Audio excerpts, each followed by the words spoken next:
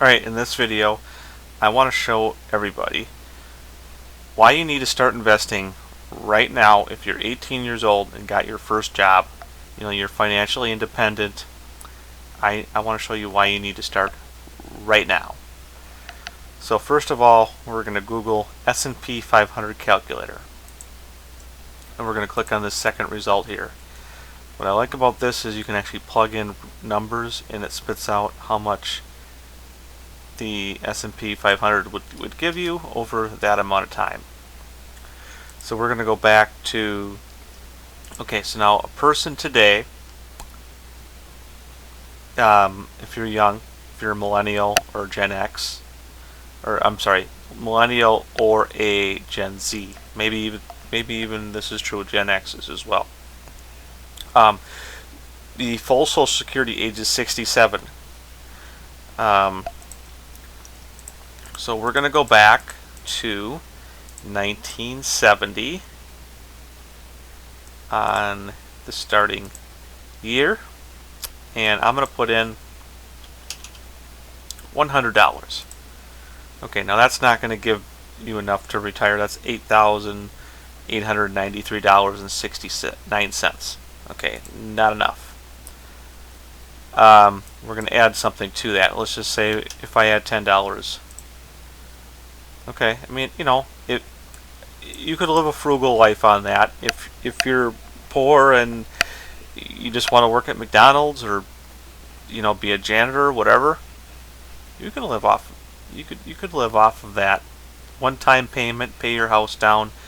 Maybe you just save money for a car, whatever, and that's it. Okay, you could do that.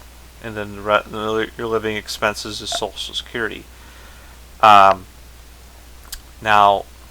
let's just say we increase this to $25 a month, which I think is, for somebody who's not making a whole lot, but still living, still has a positive, whatever you call it, stream of income each month. This is something you should be able to do at a young age. This number right here is getting more like it. So let's just take that number, 338,386.51 divided by 20, and we get $16,919 and about 33 cents. So that is how much you're going to have to live off per year in retirement.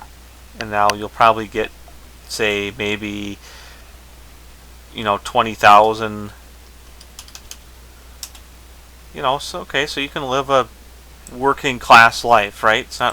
You're not poor, but you're also not rich. And if that's all in Roth, you want to know what? You're good to go. Okay, now the thing is too is you're probably going to increase this number as well as you get older, as you make more money. But just this starting out, and if you keep it that way, boy, oh boy, oh boy, you're going to be ahead.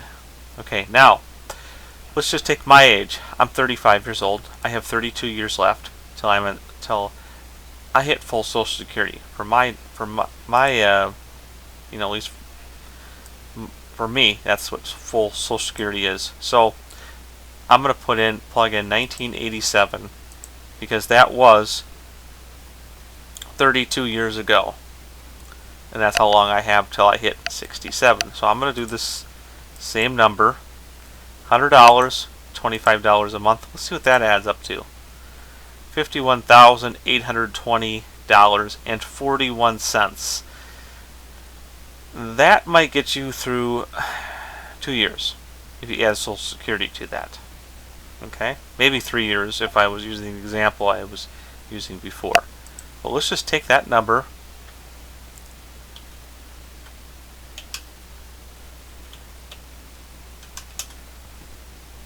you'd be looking at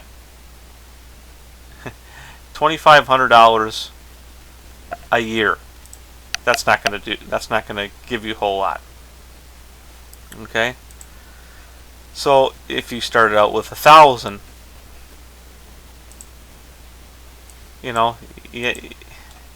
I mean, you're really behind. So let's just start out with that 100 again, and let's just say we do 100 a month. So here we're looking at 202,000. So now we're doing 100 a month. So now we're doing 4 times the amount that we did back in 1970, and we're still not hitting the number that we hit if you just started when you were 18. So see that? $100.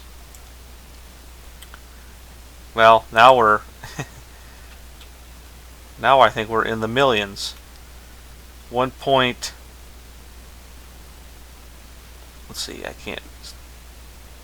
1, 2, 3, 4, 5, 6, 7. That's about 1.3 million, over 1.3 million. If you did $100 a month there, but let's just say you're broke and you can't afford it, you're not quite there yet. Okay, this right there, until you're 30, will give you, well, not until you're 30. That assumes all the way through till you're 67. But if you just do this until you're 30, reevaluate your situation. Okay, if you don't have the money, you just keep on doing $25 a month. But you see, my point is, when we go to 1987, you don't start when you're 18. You start when you're in your mid-30s, and you do $100. So you see what that number is. Now I'm quadrupling it, but I'm reducing the amount of time by 17 years, and you end up with about $100,000 less, more than $100,000 less.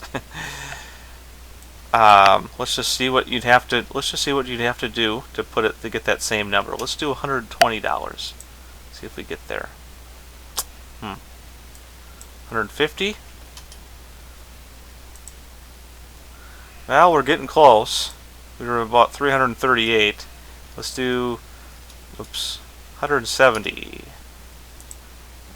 Yeah, we're getting close.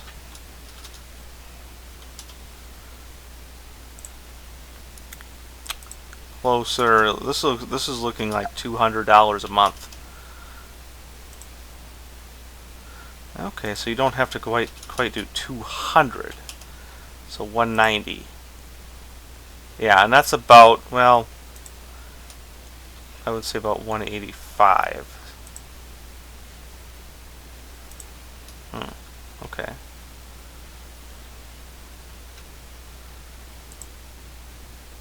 Yeah, there were about roughly around that range, 183 a month. So we're going to take 83 divided by 25. I mean, you're putting in over 7 times the amount per month, every single month, than if you just would have done that back when you were 18. So, I hope this is more evidence that you have to start investing early. And the other thing is, a 30-year investment is a long time. So, even if you need more than this, you have plenty of time to catch up. This is just like your padding.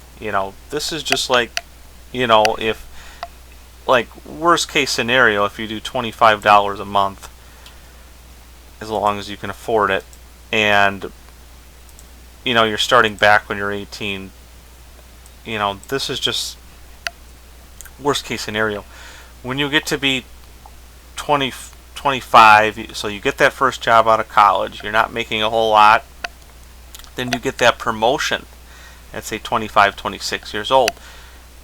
You can increase that number and probably make this number jump up into the millions, rather than just a few $100,000. So anyway, so I hope this stresses the point. You got to start investing early, and if you want to do $100 a month when you're young, if you got the money to do it, go for it. All I'm saying is, if you just do a small number, you're still going to be ahead. And if you like the advice I'm giving you, I'll have links in the description below where you can sign up for a Roth IRA or a traditional IRA. I would actually suggest doing both. You don't necessarily have to continue contributing to a traditional IRA. It's just a good idea to have one so that you can, say, roll that money over into, into that IRA. So basically, you can liquidate the 401k money, transfer that money over into a traditional. So then that way you have something. Because here's the other thing I'm going to warn you about. In a 401k, a lot of plans, if you don't have $10,000, they will liquidate your investments. That can be very dangerous because even if you get a new job right away, a lot of employers will make you wait 6 months to a year until you can get a new 401k. A lot of people will just say, "Oh, I'm just going to wait till the new employer gives me a 401k, and then I'm just going to take that old 401k and roll it over to the new one." Well, it's okay as long as that money stays invested. But if that money does not stay invested, if they liquidate that into cash, okay, and let's just say that you lost your job in October of 2008, that's when the stock market hit, it hit one of its bottoms. It rallied back up and it bottomed back out again in March. But if you could have possibly have lost your job in October, and then in March, they sell the assets at the bottom of the stock market crash in 2009. Then your new employer offers you the 401k in, say, October 2009 when the Dow went back over 10,000. So now you went from 6,500 up to 10,000. You just missed out on, almost a 50%, well, way over 50%. You almost missed out on a 100% return. That's probably more like, close to 80% return right there that you just missed out on, and you actually probably sold your money at a loss, okay, and repurchased it back up at a high without you ever intending to do so. So when people talk about panicky sellers and all this, I'm not so sure if I buy that all of that money in 2008, 2009 was all emotional sellers. Yes, I think a lot of older people sold based on their emotions. Yes, I do agree with that. But I think there was an additional, selling of assets because people lost their job. The 401k companies wouldn't keep people invested that didn't have $100,000 or $10,000 invested with them, or whatever their number is. So if you see my point, you really got to have, an IRA. Well, or start your 401k, even if they don't match. Just put something into it, because that way. And there's another thing I want to mention too. So in a traditional IRA and 401k, they make you start pulling that money out at 70.5.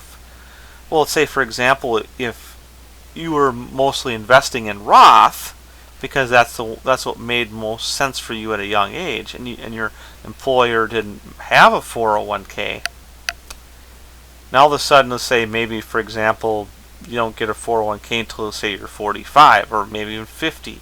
So you're only going to have 20 years, or let's just say if it's 50, you're 50.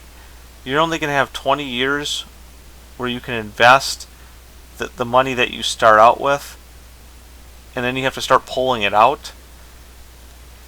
When you do that, you're going to have to invest in less risky assets, because there's a possibility you can lose money in 20 years.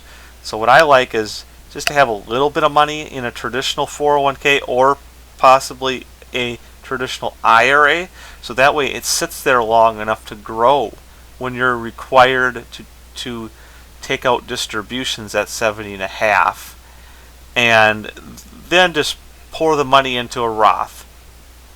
And you can always do the Roth conversion. That will work as well. That will get you past that 70.5 rule. But I'm really also concerned about this shortening of time that some people are going to see if they have everything in Roth and all of a sudden they don't have that option, or they have a good match with their 401k at age 50. Even though it might be more tax efficient, you don't have enough time for that money to grow, if you can see what I'm saying. So anyway, I hope this advice helps. Give me a like, and I'll have links in the description and in the comments below on where you can open up these accounts.